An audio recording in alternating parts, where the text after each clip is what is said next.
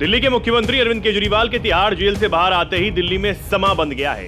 दिल्ली में 25 मई को मतदान होना है, लेकिन उससे पहले ही केजरीवाल ने हर बॉल पर छक्के मारने की तैयारी कर ली है। सियासत के बड़े जानकार, चाहे वो रवीश कुमार हो या आशुतोष सरीखे वरिष्ठ पत्रकार, वो भी ये मान रहे हैं कि केजरीवाल के आने से दिल्ली के चुनाव की तस्वीर 180 डिग्री पर घूम गई है।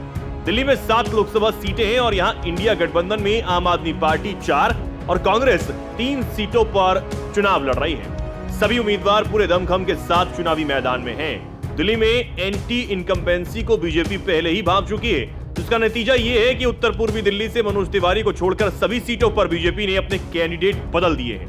लेकिन इस सीट पर भी मनोज तिवारी की राह आसान नहीं है।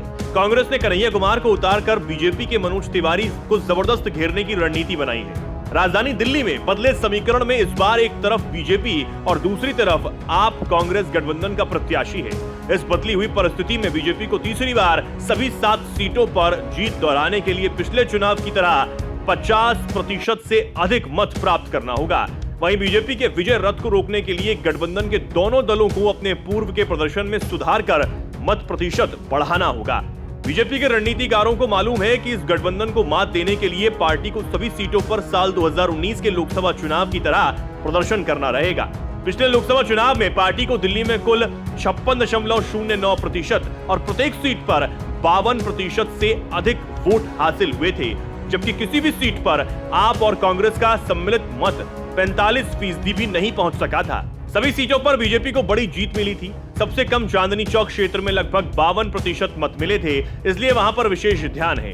पश्चिमी दिल्ली में पिछली बार 60% से अधिक मत मिले थे, लेकिन इस बार इस क्षेत्र में सिखों का समर्थन प्राप्त करने में अब तक बीजेपी को परेशानी हो रही है। साल 2019 के लोकसभा चुनाव में दिल्ली में बीजेपी को दोनों प्रमुख प्रतिद्वंदियों के सम्मिलित मतों के मुकाबले भी जरूर अधिक मत मिले थे, लेकिन साल 2014 में सभी सीटों पर जीत प्राप्त करने के बाद भी पार्टी को किसी भी सीट पर 50% मत नहीं हासिल हो सके।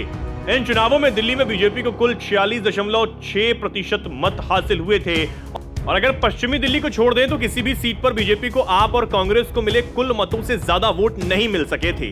बीजेपी के रणनीतिकार इसे समझते हुए अपना 2019 का प्रदर्शन बरकरार रखने के लिए बूथ प्रबंध पर विशेष ध्यान दे रहे हैं। प्रत्येक बूथ पर कार्यकर्ताओं की तैनाती सुनिश्चित करने के साथ ही उनके साथ प्रत्याशी और वरिष्ठ नेता संवाद कर रहे हैं। प्रत्येक लोकसभा और विधानसभा स्तर पर प्रभारी, सह प्रभारी, संयोजक और बूथ प्रबंधक की तैनाती की गई है।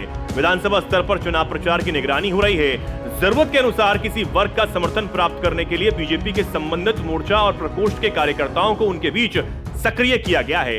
वो केंद्र सरकार की योजनाओं के लाभार्थियों से संपर्क कर रहे हैं। उस वर्ग से संबंधित लोकप्रिय नेताओं को भी बुलाया जा रहा है। आने वाले दिनों में प्रधानमंत्री नरेंद्र मोदी, रक्षा मंत्री राजनाथ सिंह, केंद्रीय गृह मंत्री अमित शाह, उत्तर प्रदेश के मुख्यमंत्री योगी आदित्यनाथ सहित अन्य बड़े नेताओं की चुनावी सभा और रोड शो आयोजित होंगे।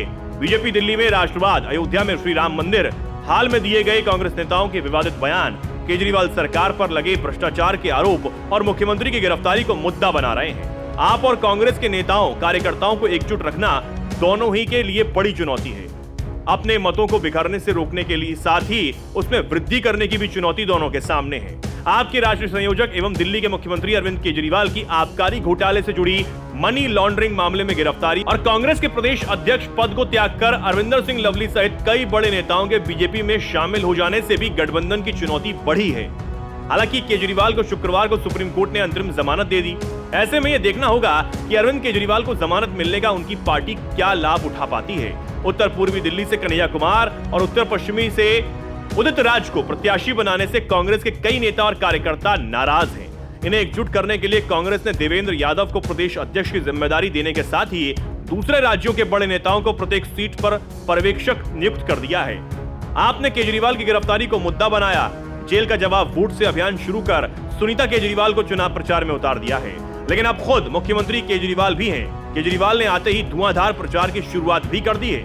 केजरीवाल के निशाने पर दिल्ली की 7 सीटों के अलावा हरियाणा और पंजाब भी है। अब अरविंद केजरीवाल जख्मी शेर की तरह वार कर रहे हैं। यही बीजेपी की सबसे बड़ी मुश्किल है। देखना अब दिलचस्प होगा कि केजरीवाल का असर कितना रंग लाएगा।